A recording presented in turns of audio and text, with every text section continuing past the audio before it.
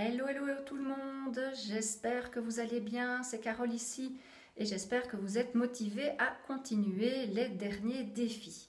Donc bienvenue dans la vidéo numéro 7 du défi 10 jours pour oser votre changement un pas à la fois.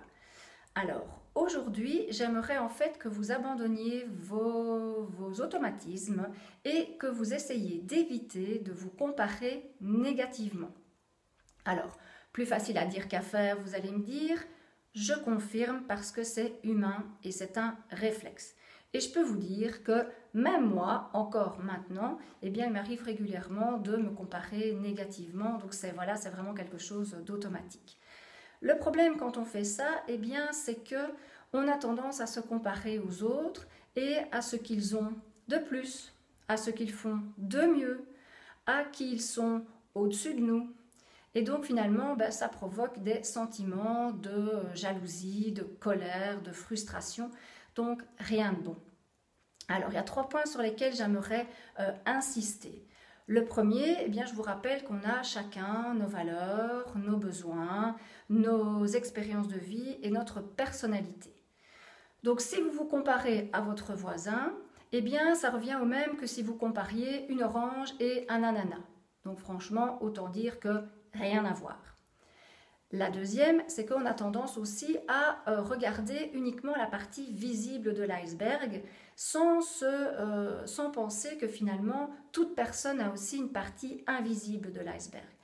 Donc peut-être que si vous pensez que votre voisin est très heureux et que vous vous comparez à lui, eh bien il s'agit peut-être d'une personne qui vient de passer une galère de 5 ans et qui se remet seulement de cette période de problème. Mais on ne voit que ce qu'il y a maintenant et on ne voit pas les 5 années de problème.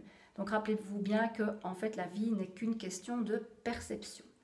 Le troisième point sur lequel j'aimerais attirer votre attention, c'est que, eh bien, on évolue chacun à notre rythme. On vit des expériences pas au même moment. Voilà, donc c'est un pas à la fois. Heureusement, on est tous différents. Et donc, une petite phrase que j'aime beaucoup, c'est « Soyez qui vous êtes parce que les autres sont déjà pris ». Mais le point positif, c'est que la comparaison n'est pas justement que négative. Au contraire, ça peut être utilisé comme un outil de motivation, un levier pour avancer, pour vous booster, pour aller plus loin et aller finalement relever des défis. Donc vous pourriez prendre une personne comme modèle et vous dire, si elle est arrivée, pourquoi pas moi? Donc mettez-vous cette petite phrase bien en tête. Pourquoi pas moi? Effectivement, pourquoi pas vous? Et donc, la comparaison dans ce cas-là, au lieu d'être une source de frustration, eh bien, devient un levier de motivation. Donc voilà, c'est tout pour aujourd'hui. Moi, je vous laisse à votre défi. J'ai hâte de lire vos commentaires ce soir, à voir comment ça s'est passé, comment vous vous êtes senti par rapport à ça.